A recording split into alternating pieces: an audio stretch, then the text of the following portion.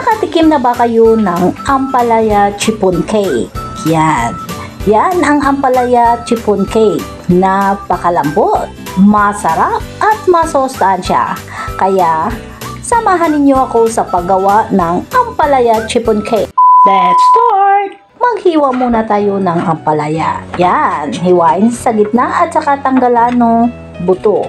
Yan, tanggalan ng buto at saka hiwain. Hiwain, depende sa inyo kung ano ang paghiwa ninyo. Ganyan yung sa akin at saka nagpakulo ako ng tubig.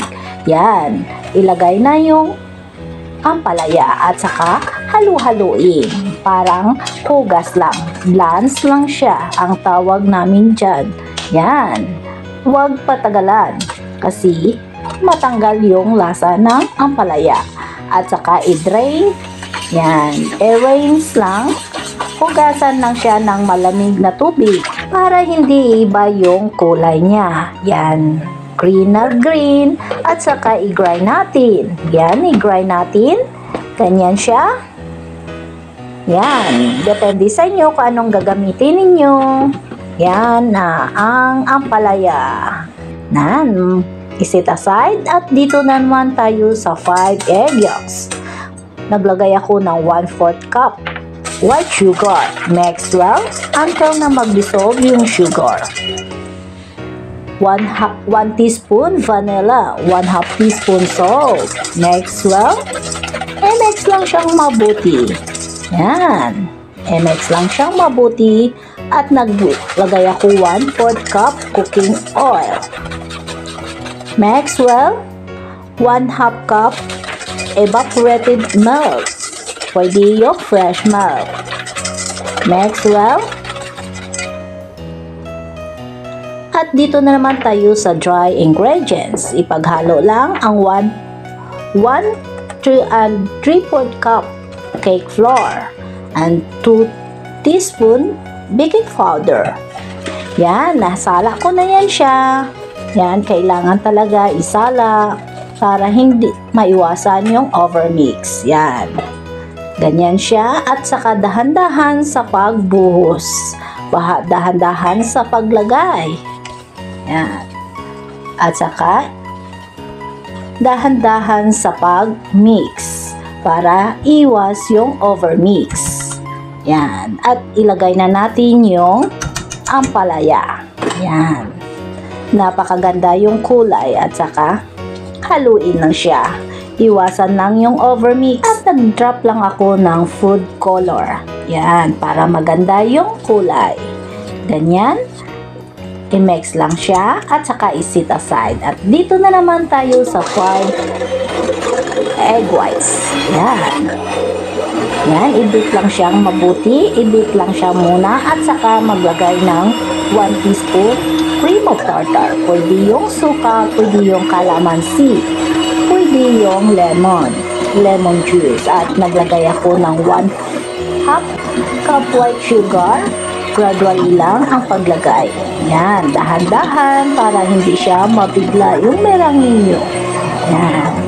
Yan, ganyan siya. Yan, pag mag-bubbles na siya, mag-alon-alon na siya. Yan, kailangan. Yan, ganyan siya ang stiff peak. Yan, ang consistency. At i-scrape lang natin yung mixture natin. Yan, i-mix lang. Magkuha na tayo ng merang natin. Konti lang muna. Yan, i-adapt natin. At saka i-mix. Mix lang siyang mabuti. Yan, dahan-dahan sa pag-mix.